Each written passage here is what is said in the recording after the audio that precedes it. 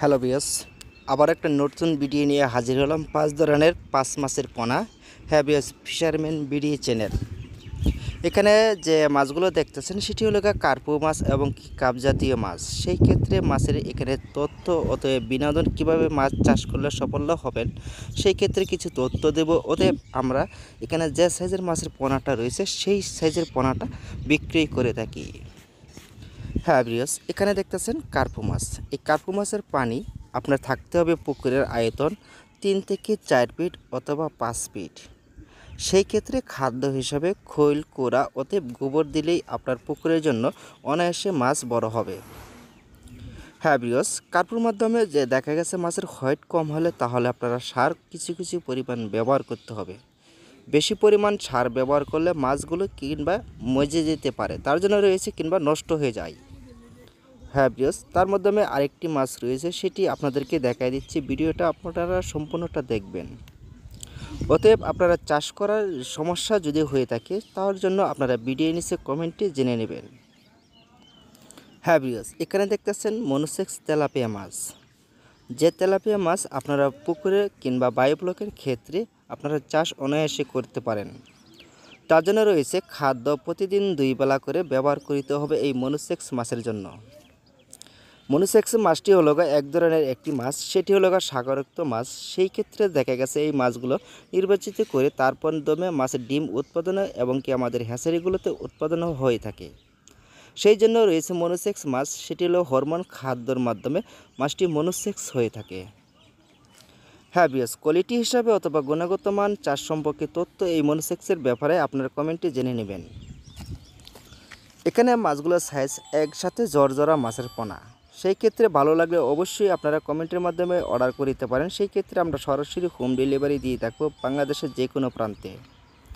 হ্যাঁ ভিউয়ার্স, আরও কিছু মাছ রয়েছে, সেটি আপনারা ভিডিওটা প্রথম এবং কি শেষ পর্যন্ত দেখুন। ভালো লাগলে কোন কোন মাছটি আপনাদের ভালো লেগেছে সেই মাছটি আপনারা কমেন্টে জেনে নেবেন। কমেন্টের মাধ্যমে জেনে নেওয়ার পূর্বে মাছের কোনো ইনপেট অতএব কোনো সমস্যা থাকা দিলে কিংবা মাছের শরীরে মরিচে ভাব দেখা দিলে সাথে সাথে আপনারা জেনে নিতে পারবেন। আমাদের টাইটেলে অথবা ডিসক্রিপশন বক্সে যে নাম্বারগুলো থাকিবে সেই নাম্বারে আপনারা জেনে নেবেন। অবশ্যই আপনাদেরকে সফলতার জন্য অতএব মাছ চাষ করার জন্য আমরা আপনাদেরকে সুপরামর্শ অতএব দিয়ে থাকব। হ্যাঁ ভিউয়ার্স, মাছের সাইজের কোনো শেষ নেই। অতএব মাছ চাষ সম্পর্কে তথ্য বিনোদন এবং কি আপনারা জেনে নেবেন। তার মাধ্যমে রয়েছে এখানে দেখেন ভিয়েতনামের কই মাছের পোনা। এই সাইজের পোনাটার মাছ রয়েছে 19-20 মাছের সাইজ। সেই ক্ষেত্রে দেখা গেছে আপনারা পুকুরে কিংবা বায়োব্লকের ক্ষেত্রে অনায়াসে মাছ চাষ করতে পারবেন। এই ভিয়েতনামের কই মাছের পোনা যদি খাদ্য এক ধরনের আপনারা কম দিয়ে থাকেন তাহলে মাছের একটু স্বভাব রয়েছে একটা মাছ আরেকটাকে খেয়ে নেই। তার জন্য রয়েছে আপনারা খাদ্যটা পুরোপূর্ণভাবে দিয়ে যাবেন প্রতিদিন 2 বেলা করে। 2 বেলা খাদ্য ভরপুর এবং কি দিয়ে গেলে সবসময় মাছগুলো সুস্থ সবল থাকিবে। হ্যাঁ ভিউয়ার্স, কই মাছের ক্ষেত্রে যদি দেখা গেছে মাছের শরীরে একটা দুটা গা দেখা যায় তাহলে ফার্মেসির থেকে আপনারা যে কোনো ফার্মেসিতে বলবেন যে মুখের গায়ের ভরি। তার জন্য রয়েছে আপনার 10,000 লিটারের মাধ্যমে আপনি 10টা অথবা 15টা কিংবা 20টা ট্যাবলেট ব্যবহার করিলে মাছের শরীরে ইনশাল্লাহ আপনার কিন্তু গা থাকিবে না। সেই ক্ষেত্রে মাছ পরিপূর্ণভাবে সুস্থ সবল থাকিবে। হ্যাঁ ভিউয়ার্স, এই মাছটি চাষ করতে হবে সর্বোচ্চ 3 মাস। এই বায়োব্লকের ক্ষেত্রে পানি থাকতে হবে প্রাথমিকভাবে 1.5 থেকে 2 ফিট।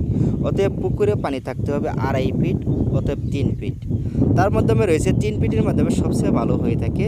এখন বর্তমানে তাপমাত্রা যদি বাড়ে তাহলে আধা ফিট পানির তাপমাত্রা গরম থাকে, তাহলে সেই ক্ষেত্রে নিচ দিকে পানি এবং কি 3 ফিট দেওয়াটাই ভালো।